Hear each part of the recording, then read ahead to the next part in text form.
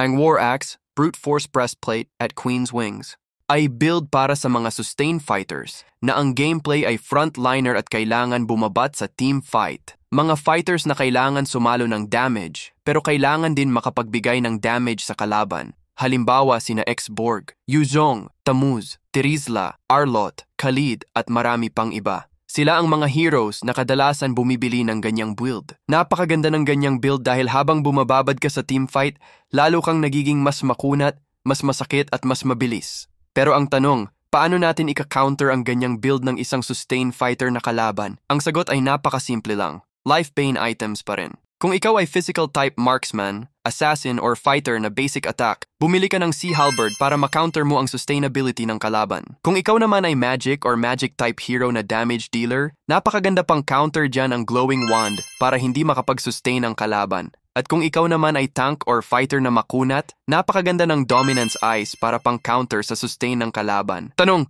sinong hero sa ML ang kayang lumaban sa 5 kalaban kahit siya lang mag-isa?